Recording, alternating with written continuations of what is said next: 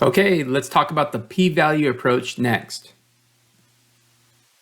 The p-value is the probability, assuming the null hypothesis is true, of getting a test statistic at least as extreme as the test statistic we calculate from the sample.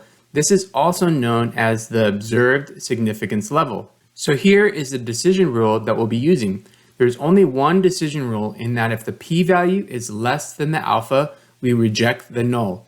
If the p-value that we find is greater than or equal to the alpha value, then we do not reject the null. This process gives us more information than the critical value approach, although they are related. So recall, I described the critical value approach as taking a class as pass or fail. The p-value approach tells you how strongly you will reject or accept a decision.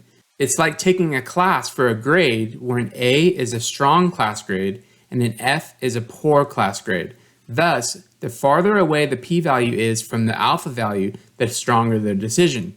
Let's visualize what a p-value is. So if a p-value is less than the alpha, that means it is in the shaded rejection region, either here in a one-tailed lower test or here in a one-tailed upper test.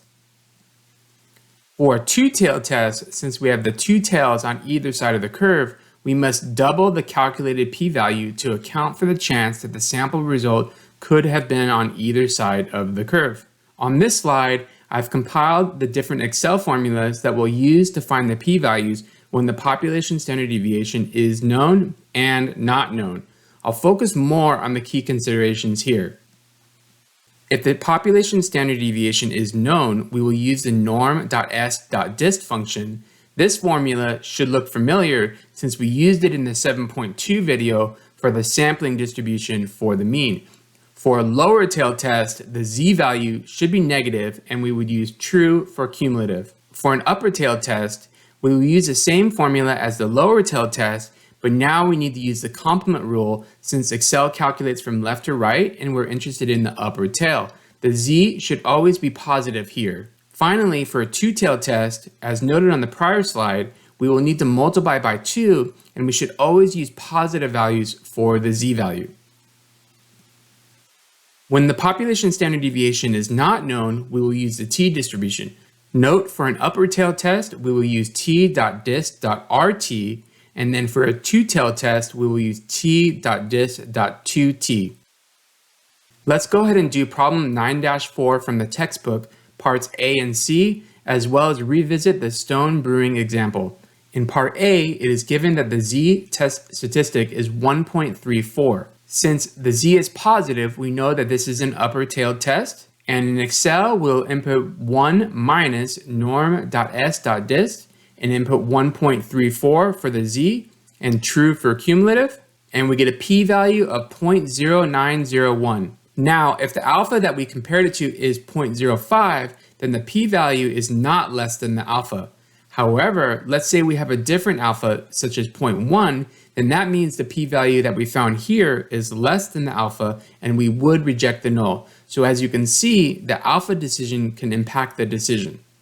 In part C, it is given that the z-test statistic is negative 1.55. Since the z is negative, we know that this is a lower tailed test. We will input norm.s.dist and negative 1.55 for the z and true for cumulative, and we get a p-value of 0.0606.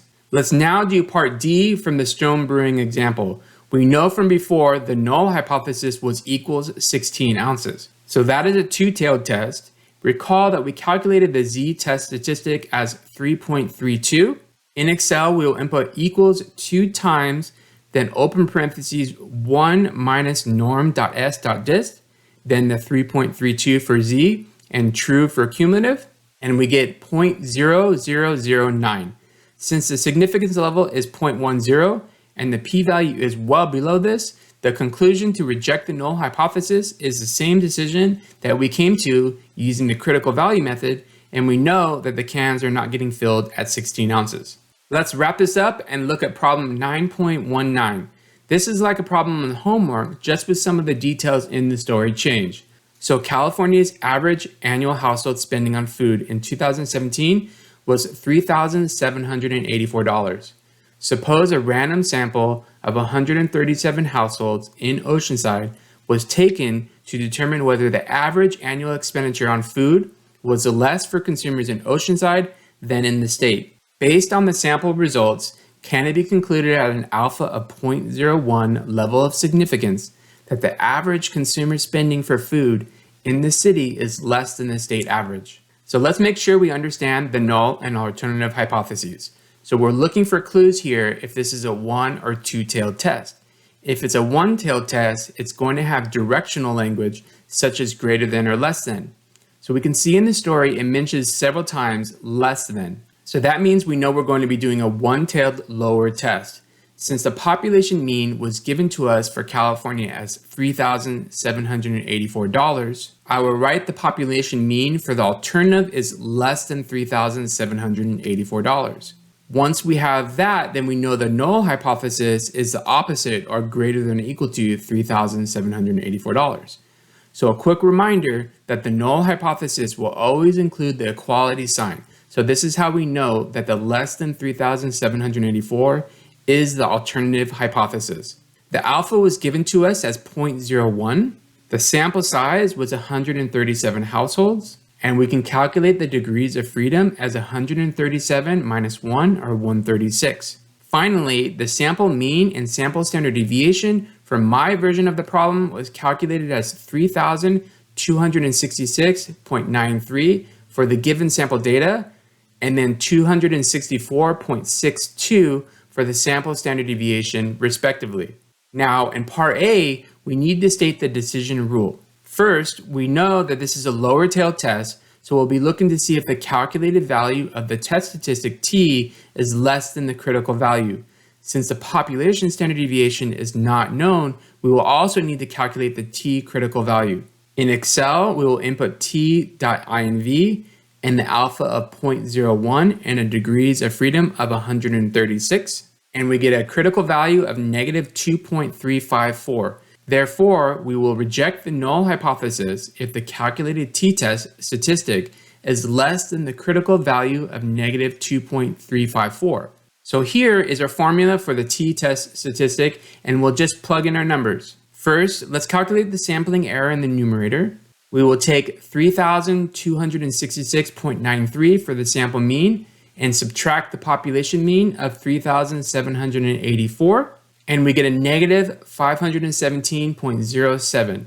In the denominator, we have the standard error. We will take the sample standard deviation of 264.62 and divide by the square root of the sample size of 137, and we get 22.61.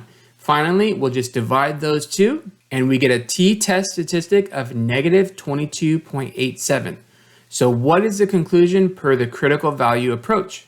Since the t of negative 22.87 is less than the critical value of negative 2.354, we reject the null hypothesis and conclude that the population mean for the money spent on food in Oceanside is less than $3,784.